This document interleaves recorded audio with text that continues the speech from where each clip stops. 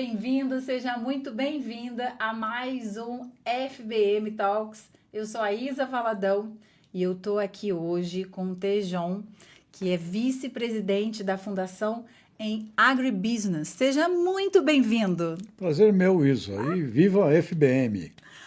Viva a FBM! Eu estou muito feliz de te receber aqui.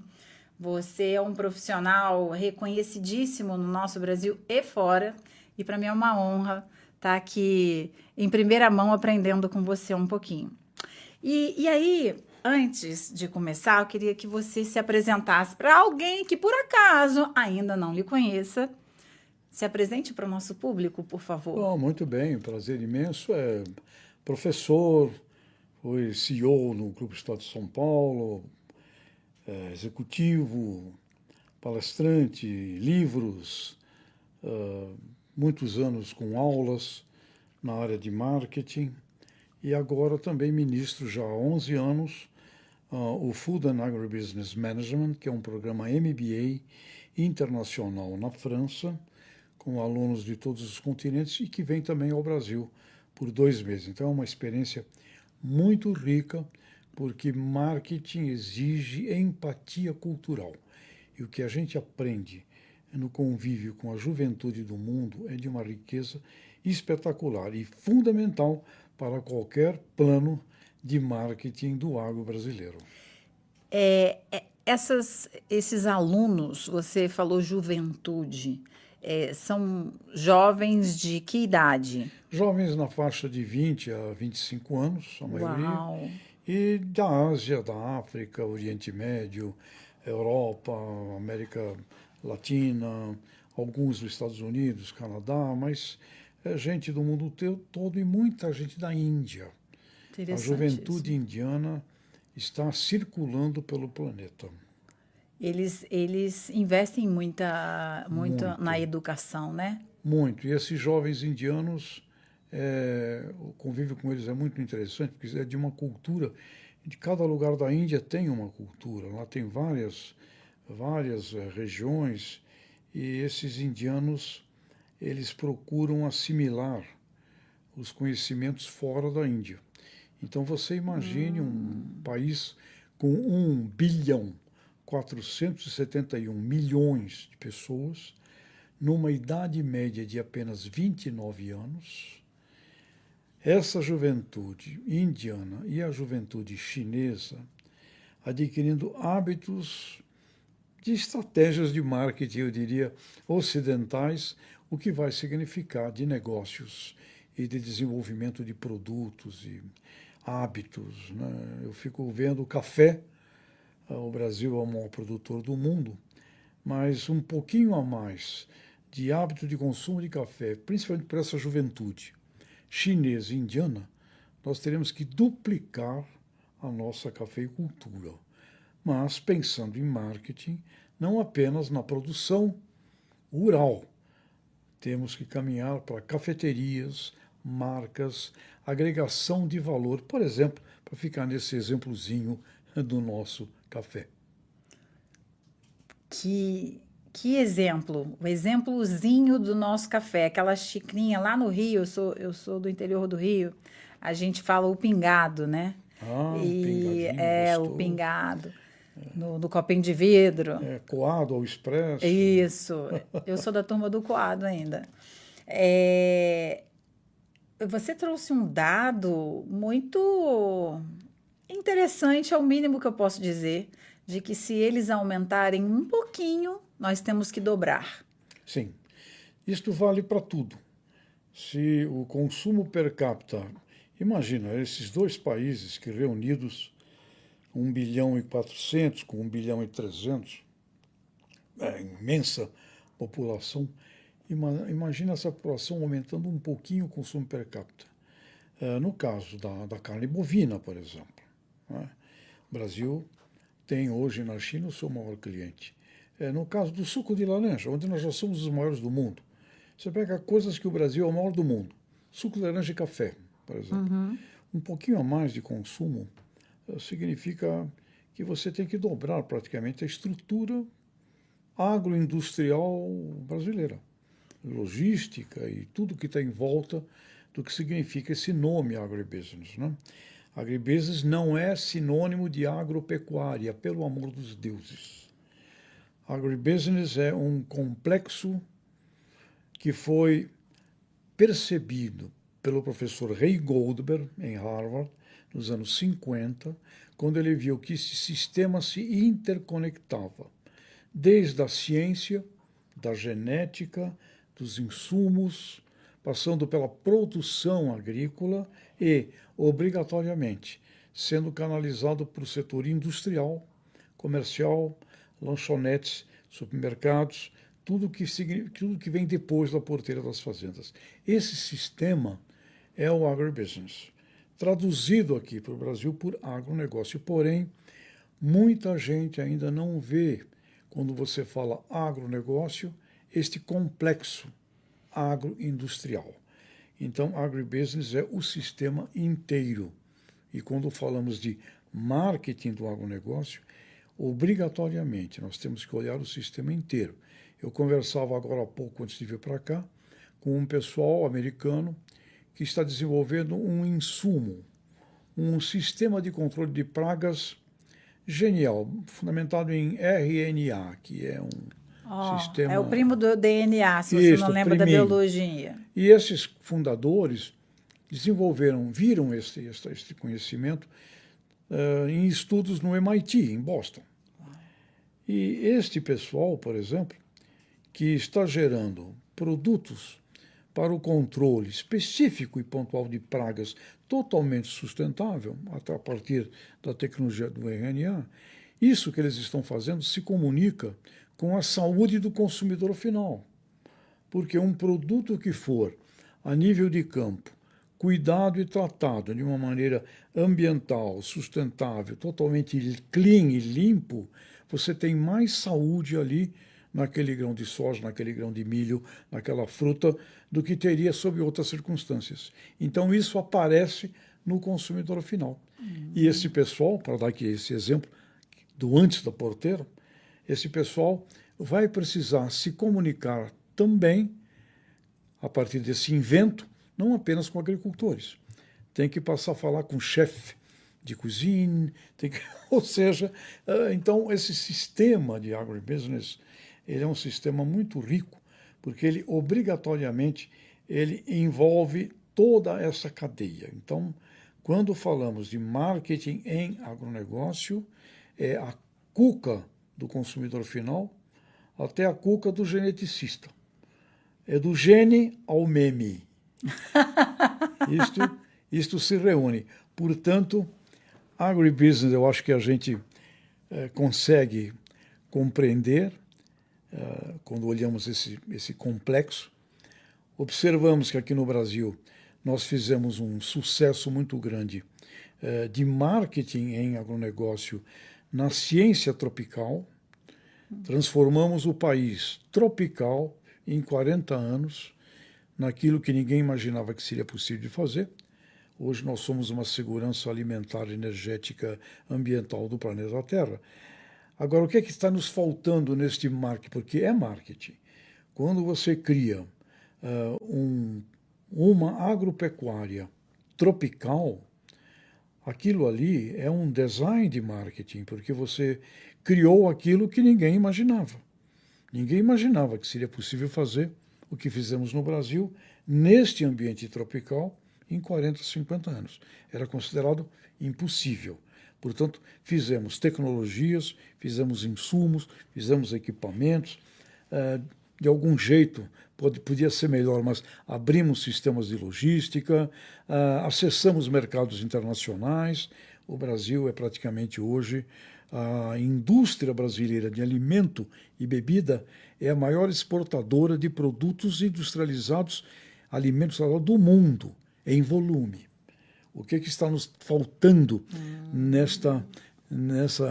nesse bolo, a cereja do bolo, né? Precisamos, além... Deixar mais bonito, para vender mais caro, é isso? E outra coisa, agregação de valor. Agregar valor. Agregação de valor, marcas, embalagens, estar presente nos pontos de venda do mundo, nas mesas do consumidor, indicações geográficas. Então, tem todo um caminho um caminhar do lado sofisticado do marketing, porque quando um pesquisador da Embrapa desenvolve fixação de nitrogênio no solo, ele é um profissional de marketing, porque ele está desenhando uma solução.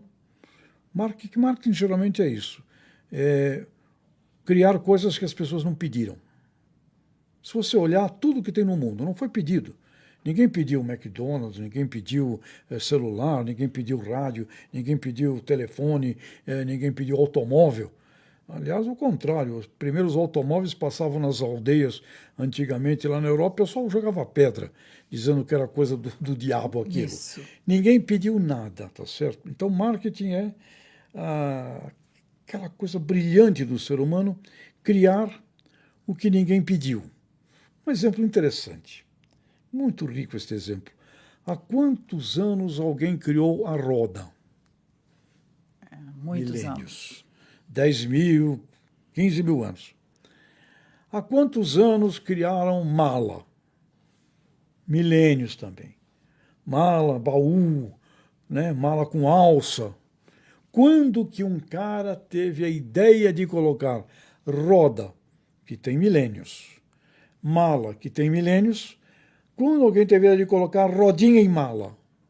Em 1970. Somente em 1970, um cara nos Estados Unidos botou rodinha em mala. E ainda era chamado de um idiota, imagina que lá... Ninguém vai querer. Mala era para ser carregado, exatamente, tá, aquela coisa toda.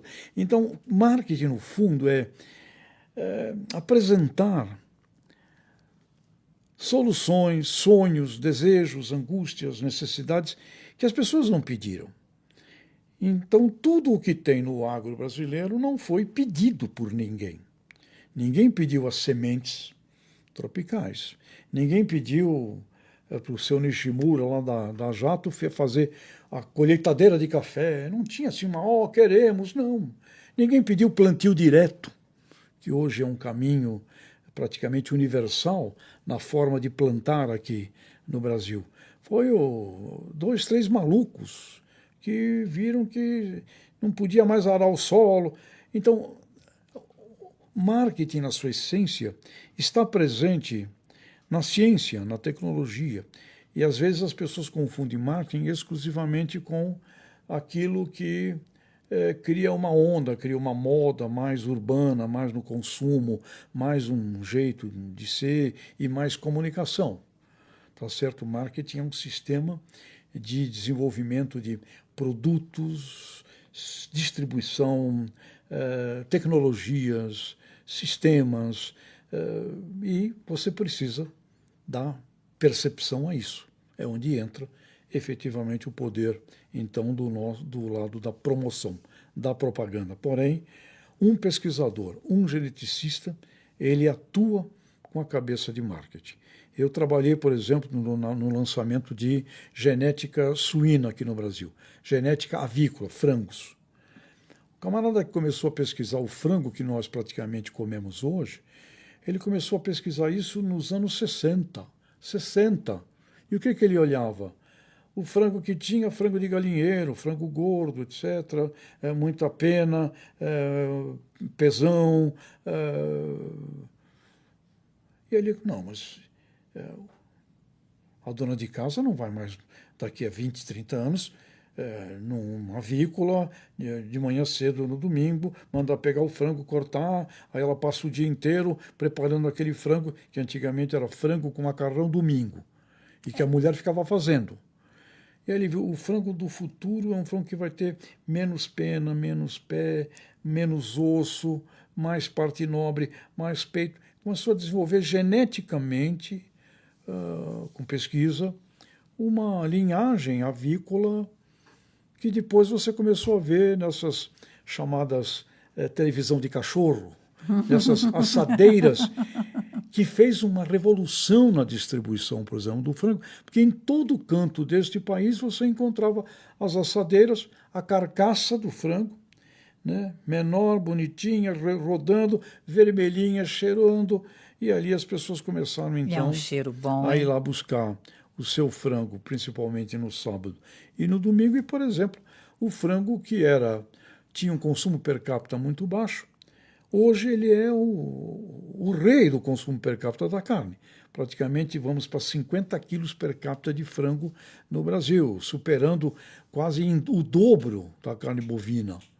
Então, quando você vê este aspecto, e falamos de marketing em agribusiness, obrigatoriamente é a junção da ciência com o desenvolvimento tecnológico, educador de agricultores que tem que passar a saber mexer numa tecnologia muito mais sofisticada, muito mais delicada e, ao mesmo tempo, sistemas de armazenagem, distribuição, transporte, agroindustrialização, ponto de venda, supermercados. Hoje, supermercados no Brasil têm um programa chamado RAMA, Rastreabilidade e Monitoramento de Alimentos, mostrando ao cliente do supermercado de onde veio aquilo, quem é que fez, etc. E quando a gente conversa com um cara brilhante que eu admiro, que é superintendente da Abras, Associação Brasileira de Supermercados, o Márcio Milan, ele diz: temos 95 mil lojas. Cada loja dessa eu quero que se transforme num ponto de educação do consumidor, além do ponto de venda. Então, nesse sentido, fazemos marketing agronegócio quando compreendemos todo esse sistema, né? E ele exige uma visão de complexidade um pouco mais sofisticada, né? Portanto, eu diria, pessoal, pelo amor de Deus, para de falar marketing digital.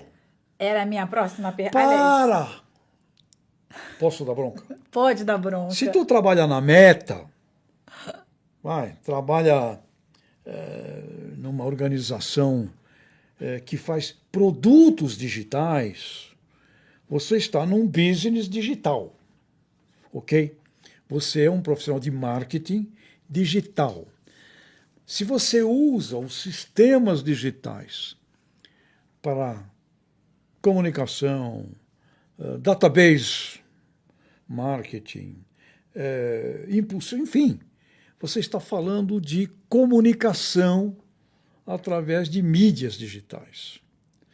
Então, uma coisa é comunicação através das mídias digitais.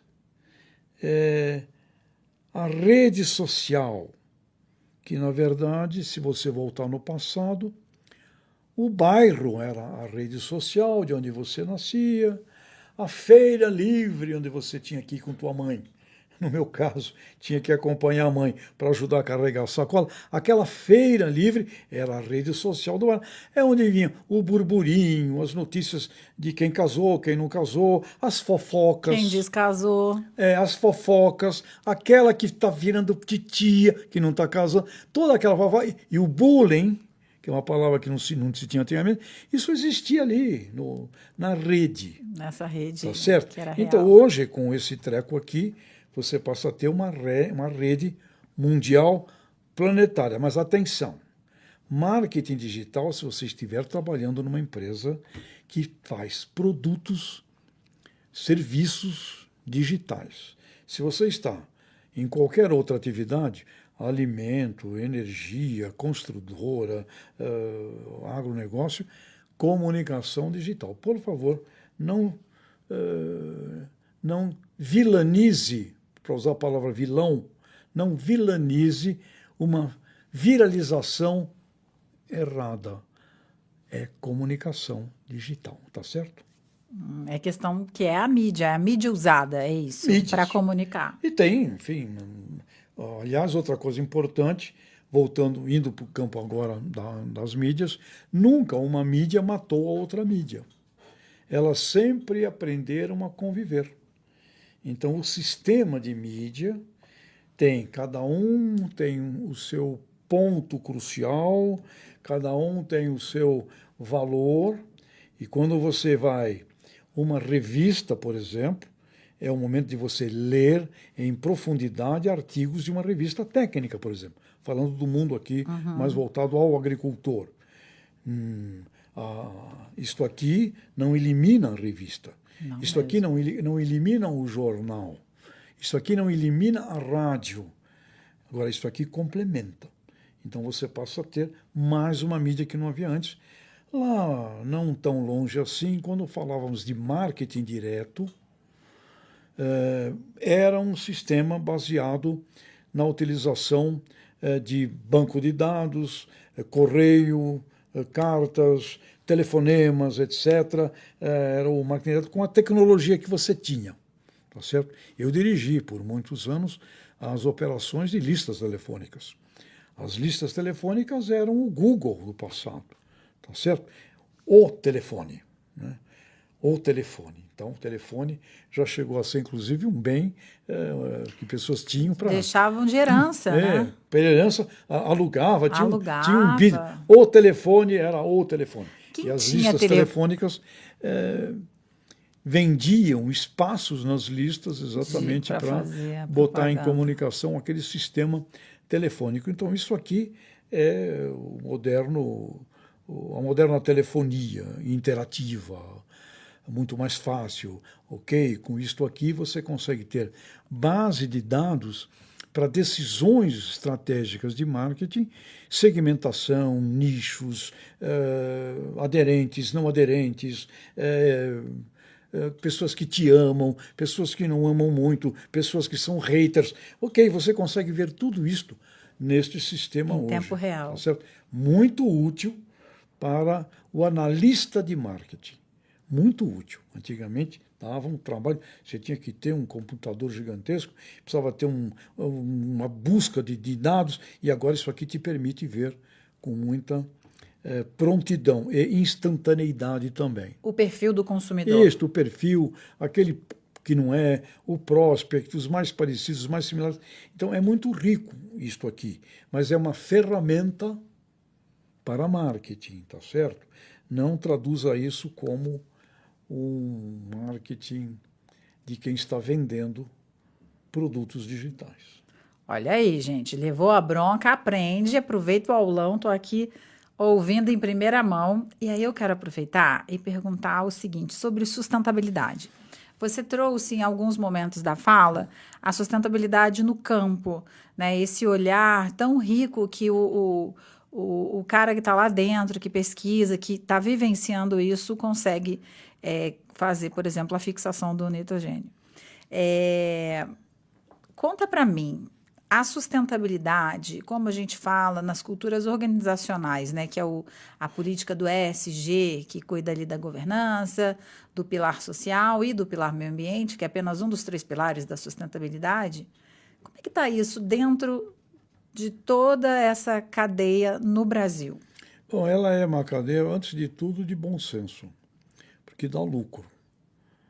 Se você imaginar no ambiente tropical brasileiro, desenvolver uma atividade agropecuária sem compreender aqui que os solos do Brasil são fracos, sem compreender que nos trópicos tem praga, tem doença, se você não entender que você tem de vez em enxurradas que caem, que levam o solo, se você não compreender que você tem obrigatoriamente na atividade agropecuária ter um bom senso de gestão daquele seu terroir, daquele seu ambiente, daquele seu solo, daquela sua condição ali, micro-região climática, a importância de você ter árvores, a importância de você fazer uma diversificação de culturas, porque aqui você não tem um inverno que neva o solo. Então, se você não compreender isto, você não vai ter uma atividade lucrativa. Então, a agropecuária brasileira, que chegou onde chegou agora, ela é feita com uma preocupação sustentável,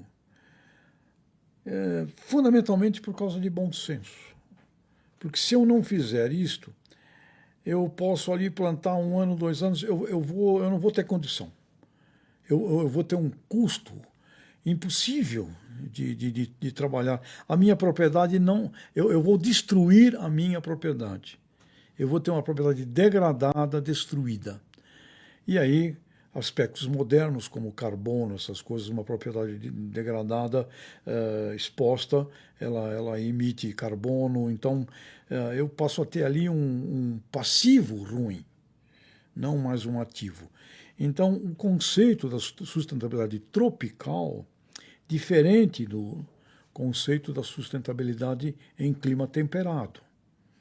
Então, nós só chegamos onde chegamos graças a heróis que disseminavam isso nos anos 60, nos anos 70, exemplos, pessoas, técnicos e muitas empresas mostrando isso no campo e gerando insumos também adaptados a essas circunstâncias, máquinas adaptadas a essas circunstâncias, sistemas de manejo, o esforço das cooperativas, por exemplo, porque quando você fala em ESG, uma cooperativa é uma corporação totalmente ESG. Governança de todos os membros, responsabilidade social, não pode deixar ninguém para trás. E cooperativismo, para dar um exemplo extraordinário brasileiro, as cooperativas agrícolas têm hoje mais de 1 milhão de famílias agrícolas. E elas todas começaram há 50, 60 anos atrás, 70, com 20, 30 pessoas. E hoje formam no campo 1.100.000 famílias agrícolas, e o cooperativismo brasileiro, urbano, né, que tem muita cooperativa de catador de lixo, cooperativa de crédito, cooperativa de saúde, o sistema cooperativista caminha para 30 milhões de brasileiros. Então, quando você fala da sustentabilidade mais voltada ao lado do campo, da agricultura, ele, assim, eu diria, ele é simplesmente bom senso. Você não vai ser bem-sucedido se você não utilizar os conhecimentos adquiridos, conservacionistas, eu diria. Os conhecimentos conservacionistas. Você falou de cooperativa, e eu lembrei da cooperativa de leite da cidade que a minha mãe cresceu. E aí eu adoro um doce de leite. Onde foi? E no Carmo, cidade do Carmo, que é interior do Rio, ali divisa Sim. já com Minas.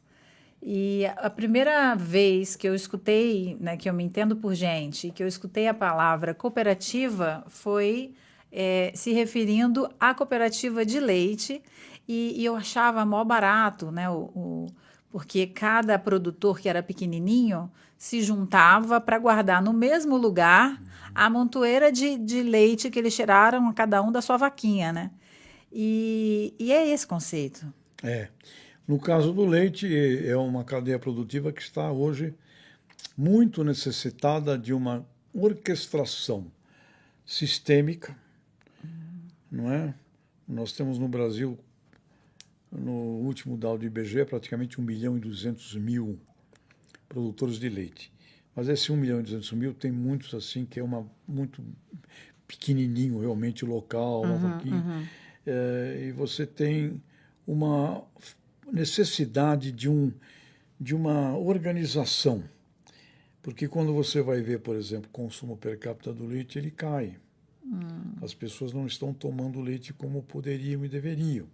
Então, quando olhamos, por exemplo, marketing do leite, tem que olhar o sistema todo da ciência que antecede hoje a criação das vacas. E não estamos falando de cala grandão, não. Lá com 36 animais, você já precisa ter uma compreensão tecnológica, você já pode ter ali um pequeno biodigestor para usar o esterco da vaca, fazer biofertilizante, fazer biogás, biometano. Ou seja, esta compreensão e, ao mesmo tempo, o setor industrial, a partir do produtor, integrado com o produtor, e trabalhos efetivos a nível de consumo, a nível do cidadão. Queijos, o Brasil tem um talento imenso para indicação geográfica, ter queijos locais saborosos, únicos, doce de leite, como você fala, então, e possibilidade também de exportação. Nós praticamente não fazemos nada. Então, a cadeia produtiva do leite ela é carente de compreensão da gestão de agribusiness e também de uma ação estruturada e integrada de marketing do leite. E aí falta ação de ponto de venda, falta ação de propaganda, tá certo? Porque é aquela coisa genial da propaganda nos Estados Unidos, promovendo o consumo de leite com artistas do cinema. Quando você toma o leite, né? Então você pega um cara... Fortão. Isto. Toma o leite, faz o bigodinho. O bigodinho. Né? Então, o bigodinho do leite. E aqui no Brasil eu até inventei uma para a turma do leite, que quando você toma o leite, o lábio fica branquinho, você dá um beijo e fica um smack. Né? Fica um beijo do leite. Um beijo do leite. Então, por exemplo, coisas do tipo, Entendi. onde do lado da promoção do M de marketing, ajudaria bastante o desenvolvimento dessa cadeia, que é uma cadeia produtiva muito sofrida. Assim como do arroz também. Olha. É uma cadeia produtiva que sofre. E quando uma cadeia produtiva sofre, é porque você não vê ali agribusiness e integrado. marketing. E aproveitando esse gancho, como que a FBM pode contribuir com esses gestores desse setor? Olha, quando Cláudio Cons me convidou para a FBM, eu conheço o Cláudio de um trabalho fantástico na Maco, onde eu vi o Cláudio, através do setor da distribuição da construção, conduzir o setor da construção. Genial, tá certo? Hoje, coisas como Minha Casa Minha Vida, o Cláudio trabalha. Quando o Cláudio, presidente da FBM, me convida, eu fiquei muito feliz, porque isso que nós estamos conversando aqui, eu sinto uma imensa falta. Eu, por praticamente de 1982 até 2015, eu fui professor da ESPM. Eu criei, em 1982, na ESPM, a convite do professor Francisco Gracioso, o primeiro curso opcional na pós-graduação da ESPM, que era marketing rural, nem havia ainda um nome agronegócio. O primeiro programa opcional nascido no país de marketing rural nasceu na ESPM, comigo em 1982. De 82 até 2015, sempre professor e conduzindo núcleos nesse sentido. O que eu sinto falta? Eu sinto falta de que os legítimos pensadores de marketing, professor Marcos Cobra, o Kotler brasileiro, professor Raimar Richas, já falecido, Alberto Madia, outro gênio, verdadeiros mestres, e que quando aprendíamos com eles o que era marketing, nós não tínhamos dúvida nenhuma que falávamos de um sistema, né, da percepção de sonhos, desejos humanos, transformação toda disto numa realidade que entregávamos a um consumidor. Então é muito descobrir aquilo que as pessoas não sabem exatamente o que querem, o que precisam, e é todo um sistema empresarial para fazer isso, né? E não o marketing como sinônimo de uma peça dele, de um pedacinho dele.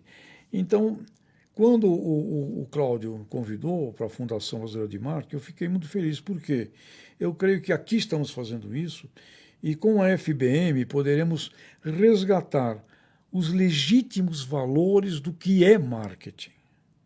Então, a minha satisfação é grande, baseado no quem me ensinou, com os mestres que me ensinaram, professor Marcos Cobra, vivo, agradeço, o Kotler brasileiro, por exemplo.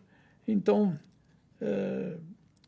sinto falta também, quando você pergunta a um jovem formado, me explique o que é marketing, ele não consegue fazer tem na ponta da língua, uma definição simples como essa, é descobrir o que ninguém ainda, na verdade, pensou, criar mercados. Depois, market share. Market share é quanto você tem o market, aí você vai ver o share. Mas criar a demanda, tá certo? Essa é a coisa mais rica e espetacular da missão de um executivo. E não posso esquecer também aqui, numa conversa que eu tive com a dona Jo Clemente. Dona Jo, fundadora da APAI, Associação de Pais e Amigos das Crianças Especiais. Eu perguntei qual é a sua profissão, dona Jo. Tem uns 20 anos que eu tive essa conversa com ela. Qual é a sua profissão, dona Jo? Ela falou, eu sou marqueteira. Ah, que bonitinha. Eu falei, por quê, dona Jo? Porque se eu não falasse, se eu não mostrasse, se eu não criasse tudo o que eu criei, a APAI não existiria. Certo. Então eu fui motivada pelo meu filho Zequinha, que nasceu especial, a partir da necessidade de criar um sistema que acolhesse essas pessoas, essas crianças, eu criei então a APAI, mas a minha profissão é marketing, senão eu não teria conseguido criar a APAI. Então, quando você compreende o efetivo papel da gestão de sonhos imaginados ou sonhos ainda não imaginados, você vai encontrar tudo que tem aqui em volta da gente. Não foi queremos, não. Foi alguém que criou, inventou, montou, tá certo? Depois vira demanda. Depois vira demanda. Quando vira demanda, então como é que eu participo mais da demanda? Com o meu truquezinho aqui, tá bom, aí tá. Mas a coisa mais genial do marketing é você criar aquilo que todo mundo precisa, mas ainda não percebeu. Ainda não descobriu o que precisa, ainda não sabe. Como é fascinante. Perfeito. Tejon, a gente já está caminhando para o final, passou rapidinho. E antes de finalizar, eu queria que você dividisse aqui com o nosso público o que você acredita que de mais precioso o agribusiness, né? Todo esse ecossistema que a gente falou aqui, o que ele pode contribuir para os outros setores, né? Para os outros gestores de fora desse setor? Bom, é importante a visão sistêmica. Não importa onde você esteja, você está numa montadora de automóvel, você tem que ter a visão sistêmica da ciência, da tecnologia, de IA, que te antecede, até a ponta lá de nichos, segmentos de distintos consumidores. Nós somos obrigados a ter uma visão de um design thinking. Ok. Para usar um nome legal, atual. Uma visão de design thinking. Então, o agribusiness nos obriga a isto. Okay. Então, quando a gente mensura este agribusiness no PIB brasileiro, a mensuração fica em torno de 30% do PIB. Atenção, quando você pega os 30% do PIB, vamos dizer, vai para um número de 500 bilhões de dólares. Uau! Certo? Por aí, do PIB brasileiro, 30%. É por aí, 500, 600, depende da taxa do dólar.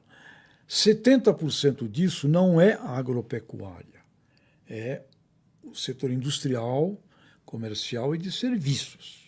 Então, é uma visão sistêmica. Se você olha isto e você imagina qual é o tamanho do agribusiness no mundo, na base de 20 trilhões de dólares. Então, quando eu tenho share, né? Vamos aí para o market share. Quando eu tenho 500, 600 bilhões de dólares, num mercadão de 20, é para ficar confortável? Ou é para você ficar motivado? Como é que eu posso, no mínimo, ter uma meta de 1 trilhão de dólares no agribusiness brasileiro? Praticamente dobrar o tamanho do agribusiness brasileiro. Para isso, eu tenho que ter um plano estratégico de marketing, no sentido estrutural do marketing, né? E para ter esse plano estratégico, eu preciso olhar esse sistema reunido.